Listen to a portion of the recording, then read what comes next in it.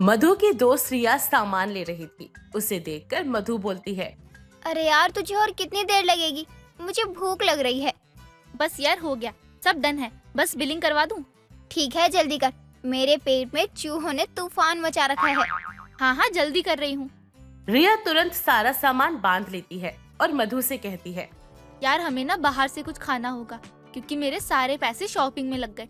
यहाँ पर कुछ खा ले, इतने पैसे नहीं है। चल कोई नहीं, बाहर चलते हैं, कुछ ना कुछ तो होगा ही। चल चल। दोनों घर जाने लगते हैं। तभी रिया को चाट का स्टॉल दिखाई देता है। रिया के मुंह में पानी आने लगता है और वो मधु से कहती है, मधु यार, वो देख चाट का स्टॉल, वहाँ से गरम गरम कुरकुरी टिक्की खाते हैं। चाट देखकर ही मेरा मन तो ऐसे हो रहा है जल्दी से जाकर खाऊं। पागल है क्या? देख तो सही उसमें कितना ऑयल है। अरे कुछ नहीं होगा, तू खा कर देख, मजा ना आ गया तो मेरा नाम बदल देना। नहीं यार, मैं नहीं खाती इतनी ऑयली चीजें। मैं तो कहती हूँ तू भी मत खा। एक काम करते हैं, हम दोनों जूस पीते हैं। जूस हमारी सेहत के लिए भी अच्छा होगा। नहीं यार, सेहत बाद में बना लियो तू, अभी तो पहले खा ले। तू खाएगी ना तब कहेगी कि यार कितनी अच्छी है। और अब तू मुझे रोक मत, बल्कि मेरे साथ चल। रिया मधु को अपने साथ लेकर चली जाती है। मधु के मना करने के बाद भी रिया उसकी एक नहीं सुनती। थोड़ी देर में टिक्की बनकर आती है और मधु जब टिक्की खाती है तो उसे वो बहुत अच्छी लगती है। अरे वाह यार, टिक्की तो दिल ले गई मेरा। कितनी टेस्टी है। आज से पहले मैंने इतना चटपटा कुछ नहीं खाया था। मैंने तो कहा था, पर तू माने ही नहीं। मुझे तो हमेशा से ही टिक्की खाना बहुत पसंद है। चल अब आराम से खाकर घर चल के आराम करेंगे, वैसे भी बहुत थक गए हैं। दोनों सहेलियां आपस में बात करते हुए टिक्की खाती हैं और फिर घर पर आ जाती हैं। पर उसके मुंह में अभी भी टिक्की का स्वाद ही आ रहा था। तभी वो खुद से बोलती है, यार क्या स्वाद था उस टिक्की का। अभी भी मेरे मुंह में रस घुल रहा है उस टिक्की को याद करके। मन कर रहा है कि और खा लूं, पर अब इतना थक गई हूँ, मार्केट जाने का भी मन नहीं कर रहा। अभी आराम करती हूँ, कल जाकर खा लूंगी।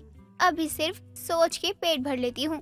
और आराम करने लगती है। मधु को टिक्की बहुत ही अच्छी लगती है, इसलिए कई बार वो अकेली भी टिक्की खाने चली जाया करती थी। ऐसे ही कई दिन निकल जाते हैं। कुछ दिनों बाद मधु अपने कमरे में बैठी थी तो उसकी माँ आती है। मधु, मेरे साथ मार्केट चल, घर का सामान खत्म हो गया है तो वो लेकर आना है। ठीक है माँ, लेकिन मैं एक ही शर्त पर मार्केट जाऊंगी। आप मुझे थोड़े ज्यादा पैसे दे दो, मैं टिक्की खाऊंगी, मन कर रहा है बहुत। अरे बाहर खाने की क्या जरूरत है बेटा, तेरी माँ तेरे लिए घर पर ही खाना बना देगी। सच में माँ, आपको टिक्की बनानी आती है? हाँ बेटा, आती है, वो भी दाल की स्टफ वाली टिक्की आती है। माँ मैं बाजार से सारा सामान लेके आती हूँ, तब तक आप टिक्की बना के रखो। ठीक है बेटा। मधु काफी खुश थी क्योंकि अब तक वो बाहर ही ऐसे टिक्की खाया करती थी। लेकिन अब उसकी माँ ने घर पर टिक्की बनाने की बात बोली तो मधु तुरंत अपनी माँ की बात मानकर मार्केट चली जाती है और वहाँ से घर आते ही अपनी माँ को जोर जोर से आवाज लगाने लगती है।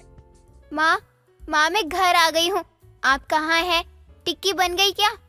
हाँ हाँ, बन गई है, साथ में सोठ और इमली की खट्टी मीठी चटनी भी है और धनिया मिर्च की तीखी चटनी बना दी है। तू फ्रेश हो जा, मैं तेरे लिए खाना लेकर आती हूँ। माँ मैं बस यूं गई और यूं आई। जानकी जल्दी से मधु को हरी चटनी के साथ गर्मा गर्म टिक्की खाने को देती है। मधु जैसे ही टिक्की चखती है वो खुशी से अपनी माँ से बोलती है, वाह माँ, क्या स्वाद है। आप तो उस चाट वाले से भी ज्यादा अच्छी टिक्की बनाती हो। सच में माँ, मजा आ गया। आपने इसमें कुछ और भी डाला है क्या माँ? हाँ बेटा, मैंने इसमें चने की दाल को फ्राई करके डाला है। बहुत मस्त बनी है माँ, सच में मजा आ गया खाकर। माँ और भी तरीकों की टिक्की होती है क्या? हाँ बेटा, जैसे सिंपल आलू की टिक्की, दाल वाली टिक्की, टिक्की पीस कर, चाट वाली टिक्की, बहुत तरीके से टिक्की खाया जाता है और बनाया भी जाता है। वाह माँ, सच में। चलो आप मुझे भी बनाना सिखा दो। मैं शादी के बाद ना अपनी सास को बनाकर खिलाऊंगी और उनका दिल जीत लूंगी, जैसे आपने मेरा जीता है। हाँ हाँ लाडो रानी, जरूर सिखा दूंगी, पर अभी तो तू खाकर पेट तो भर। जानकी को टिक्की अब इतनी पसंद आ गई थी, इसलिए वो खुद भी टिक्की बनाना सीखने लग जाती है और हमेशा अपने लिए टिक्की बनाकर खाया करती। ऐसे ही कई दिन निकल जाते हैं, लेकिन अब भी मधु की टिक्की खाने की आदत नहीं जाती। मधु की शादी सूरज नाम के एक बहुत ही समझदार लड़के से हो जाती है, जिसकी माँ सरोज एक बहुत ही चटोरे स्वभाव की औरत है। मधु एक अच्छी बहू की तरह अपने ससुराल की सारी जिम्मेदारियां संभालती है। ऐसी एक दिन सरोज मधु को आवाज लगाकर बोलती है। बहू एक काम कर मेरा। जी माँ जी, कहिए क्या काम है? बहू आज कुछ बढ़िया चटपटा खाने का मन कर रहा है, तू बना ले कुछ। ठीक है माँ जी, मैं आपके लिए टिक्की बनाती हूँ, मुझे भी बहुत पसंद है। ठीक है बहू, फटाफट से बना ले। जी माँ जी, ठीक है। इतना कहकर मधु जल्दी से रसोई में जाती है और जानकी की बताई हुई रेसिपी से गर्मा गर्म आलू की टिक्की बनाती है, पर गर्मा गर्म ही सरोज को सर्व करती है, जिसके बाद सरोज टिक्की खाकर बोलती है। वाह बहू, तेरे हाथों में तो बहुत स्वाद है। कहाँ से सीखा है तूने ये सब?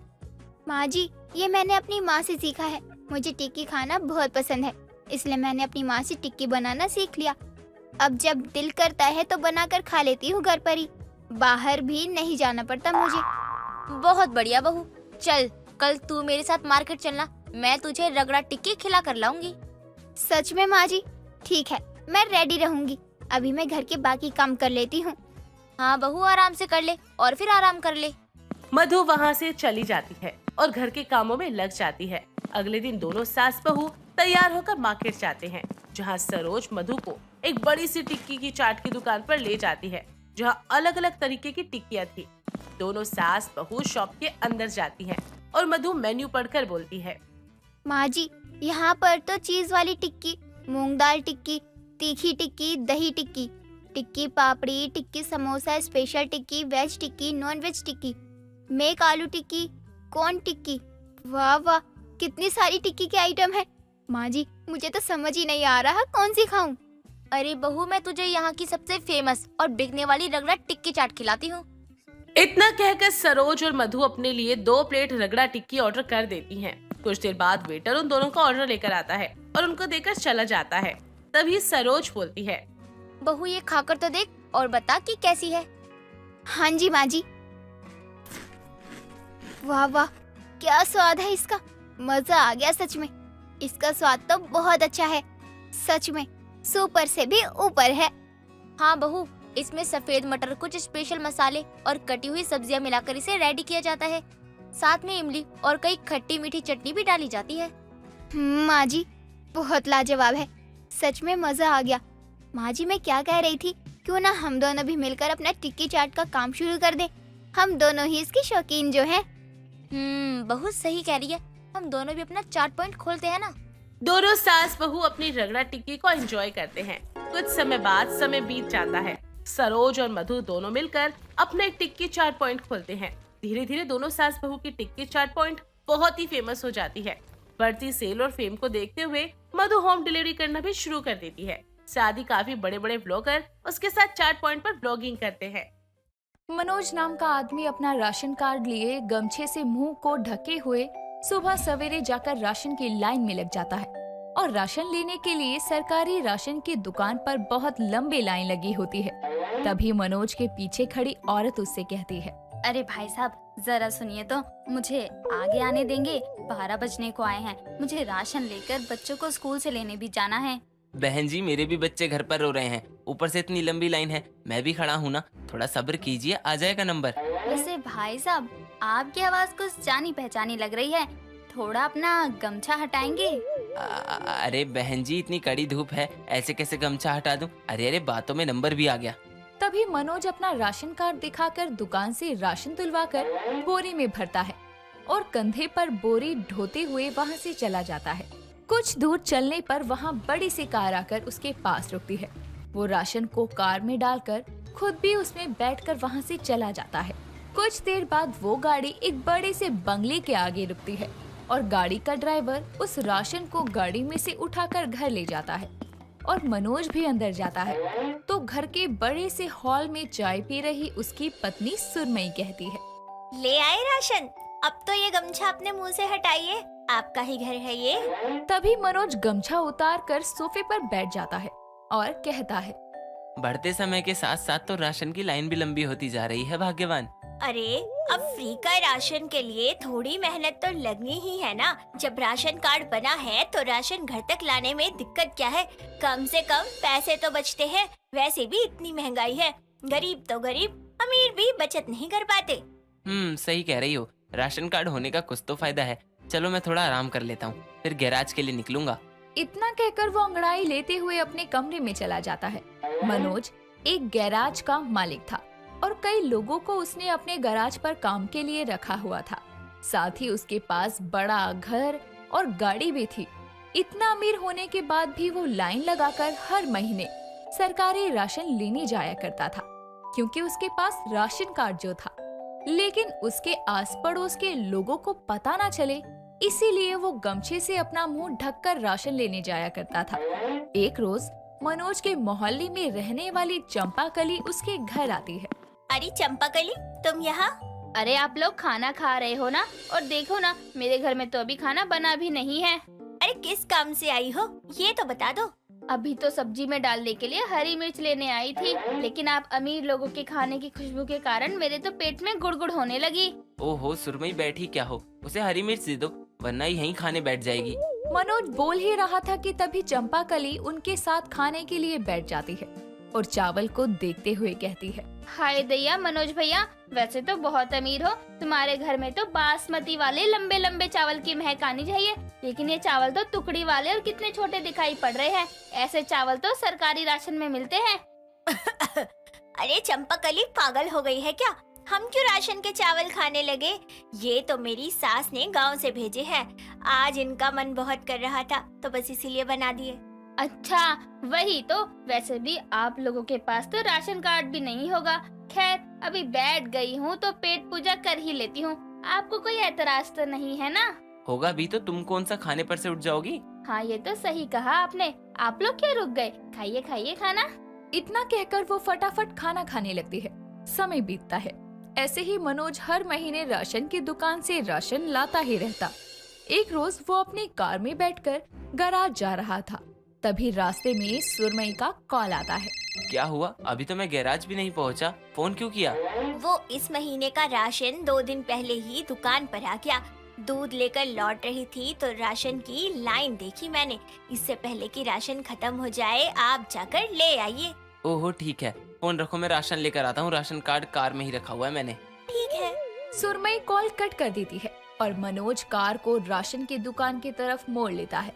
कुछ ही देर में वो वहाँ पहुंचकर रुमाल से अपना मुंह ढककर राशन के लिए लाइन लगा लेता है। राशन लेने की जल्दी में वो ये भूल जाता है कि इतनी लंबी लाइन में अकेला वही था जो चमकदार शर्ट, पैंट और बूट पहने राशन के लिए खड़ा था। लोग उसे घूर घूर कर देखने लगते हैं। तभी लाइन में खड़ी एक औरत चंपाकली से कहती है, अरे चंपाकली, ये कौन आदमी है जो नए कपड़े पहनकर ही राशन लेने चला आया? कपड़ों से तो अमीर जान पड़ता है। सही कह रही हो तुम। वैसे ये शर्ट तो कहीं देखी देखी लग रही है। छोड़ो ना, हमें क्या। अरे ऐसे कैसे छोड़ दे, ये होगा तो हमारे मोहल्ले से ही ना। दोनों बात कर रही थी कि तभी मनोज का नंबर आ जाता है और वो राशन कार्ड दिखाकर राशन लेकर वहाँ से जाने लगता है। लेकिन तभी जोर से चीखने के कारण उसका रुमाल खुलकर गिर जाता है और वो जल्दी जल्दी वहाँ से जाने लगता है। लेकिन चंपाकली और मोहल्ले में रहने वाली वो औरत उसे देख चुकी थी। अगले दिन सुरमई गली में सब्जियां लेने लगती है तो वहाँ मोहल्ले की और औरतें भी खड़ी थी। तभी वो औरत ताना देकर कहती है, लो भाई, अमीर लोग ठेले से सब्जियां लेने आ गए। अरे काकी, ऐसा क्यों कहती हो? अमीर हूँ लेकिन हूँ तो इंसान ही ना।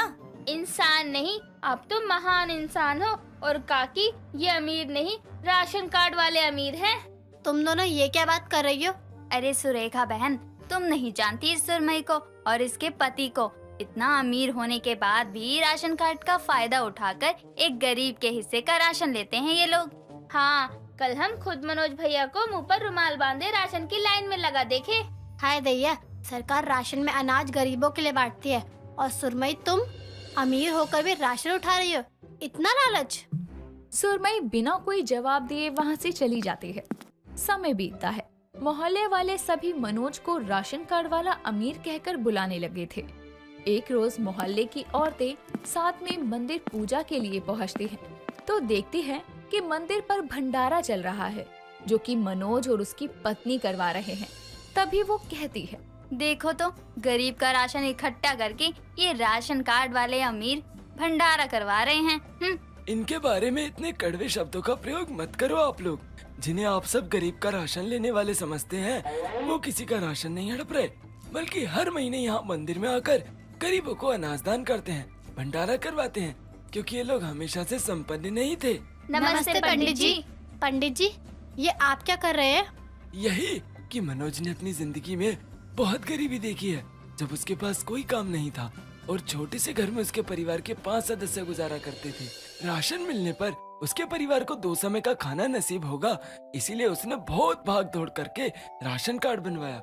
धीरे धीरे उसकी मेहनत से आर्थिक हालत सुधरे तो वो संपन्न हुआ और इस तरह गरीबों की मदद करने लगा। पंडित बोल ही रहा था कि तभी मनोज और सुरमई वहाँ आकर कहते हैं, पंडित जी आप भी प्रसाद ग्रहण कर लीजिए और आप लोग भी।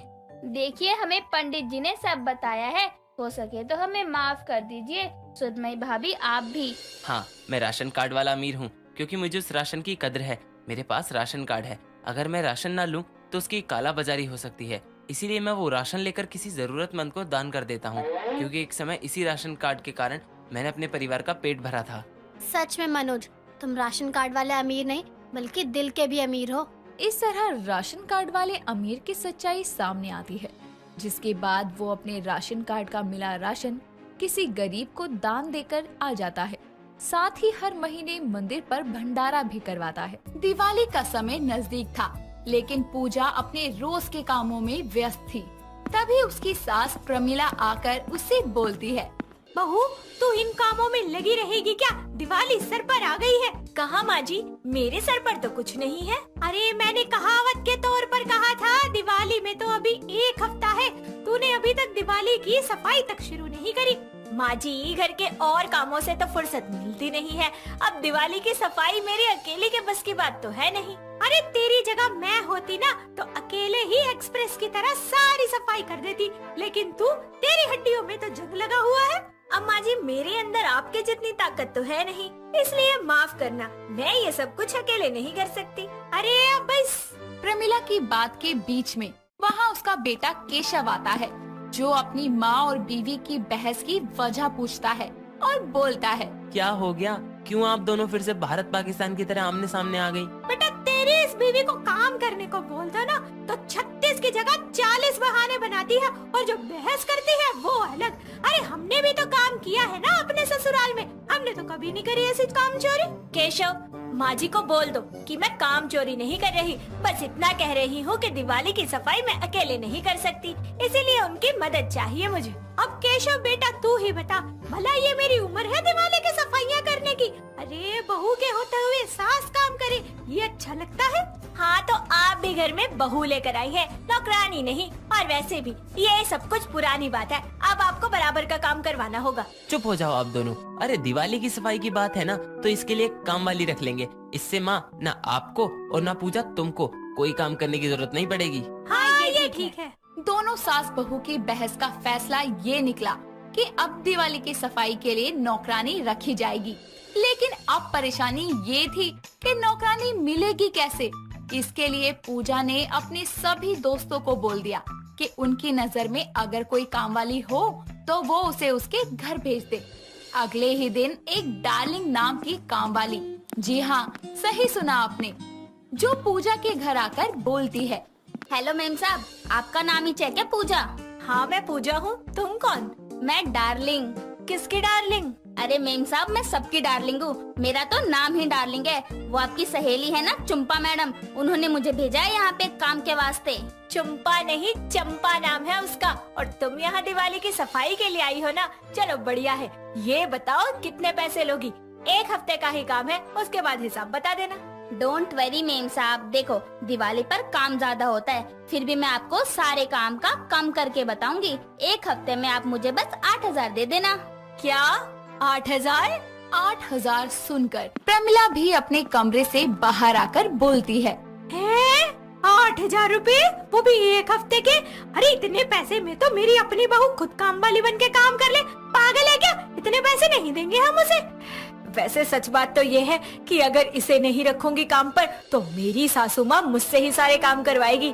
अच्छा सुनो डार्लिंग, 8000 कुछ ज्यादा नहीं है, तुम 7000 ले लो। देखो ज्यादा बहस मत करो, काम शुरू करते हैं। ठीक है मेम साहब, आपके लिए कर रही हूँ इतने में, वरना बाकी घरों से तो मैंने 10,000 रुपए लिए हैं। अरे डार्लिंग की बच्ची, उनके घर पे दिवाली की सफाई करके आई थी या लाशों की, जो तुझे इतना पैसा दे दिया?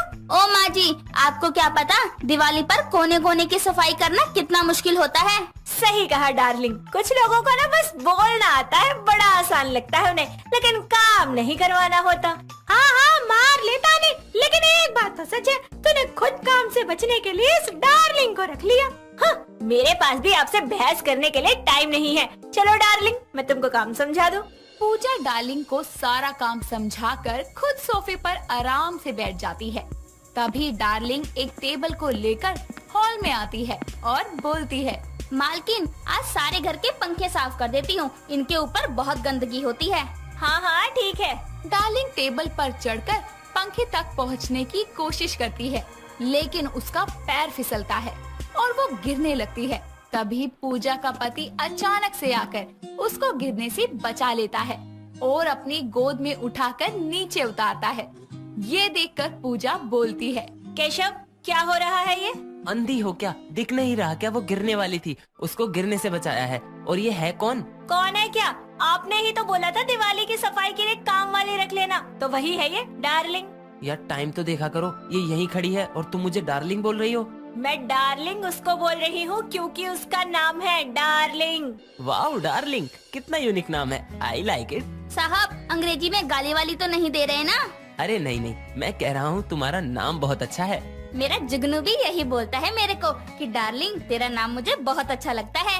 हो गई आप दोनों में नाम की चर्चा, तो श्रीमती डार्लिंग जी जरा काम पर लग जाइए। ठीक है मालकिन, काम तो मैं कर देगी, पर मेरा हाथ नहीं पहुंच रहा ना पंखे तक, तो बताओ क्या करूं? जितनी जुबान बढ़ाई है उतनी हाइट भी बढ़ा लेती, अच्छा होता। अरे अरे कोई नहीं, लाओ ये पंखा मैं साफ कर देता हूँ। केशव डार्लिंग की मदद करने के लिए खुद पंखा साफ कर देता है। ये देखकर पूजा गुस्से में बोलती है, पंखा साफ करके जरा मेरे कमरे में आना, मुझे तुमसे कुछ बात करनी है। बेचारा केशव अपनी बीवी की घूरती आंखों को देखकर डर जाता है और जल्दी से पंखा साफ करके अपने कमरे में जाता है, जहां पूजा हाथों में झाड़ू लेकर उससे बोलती है, आज तक मेरी मदद के लिए तो आपने कभी चम्मच साफ नहीं किया और एक काम वाले की मदद करने के लिए पूरा पंखा साफ कर दिया। अब तुम्हारी सफाई तो मैं करती हूँ। पूजा झाड़ू से केशव की फुर्सत से पिटाई करती है और बेचारा केशव पंखे की तरह वो भी चमक जाता है।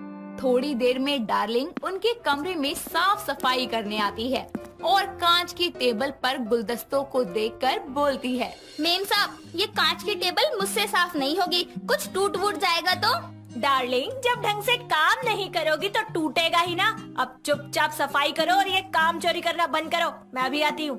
पूजा के जाने के बाद डार्लिंग डर डर कर कांच की चीजों की सफाई करने लगती है। तभी टेबल पर रखे गुलदस्ते पर उसका हाथ लगता है और वो गिरने ही वाला होता है कि तभी बेड पर लेटा केशव उसको भी गिरने से बचा लेता है। ये देखकर डार्लिंग बोलती है, साहब आप तो गिरने से बचाने में एक्सपर्ट हो, पर देखो ना मैंने मालकिन को बोला था मेरे से ये साफ नहीं होगी, फिर भी जानबूझ के करवा रही थी। अभी कुछ टूट जाता तो मुझे ही बोलेगी। अरे तो ध्यान से करो ना, रुको मैं बताता हूँ कैसे करना है। केशव टेबल को साफ करके बताने लगता है। तभी कमरे में पूजा आती है और एक बार फिर से केशव को डार्लिंग की मदद करता देखकर बोलती है, अरे वाह, आप उसके लिए टेबल भी साफ कर रहे हैं, very good, I like it baby. Darling तुम 1 मिनट यहीं रुकना, मैं आती हूँ। पूजा अपने पर्स से 1,000 रुपए निकाल कर लाती है और डार्लिंग को देते हुए बोलती है, डार्लिंग ये लो 1,000 रुपए। हफ्ते के 7 दिन होते हैं और 7 दिन के हिसाब से 7,000, यानी कि तुम्हारे हर दिन का 1,000।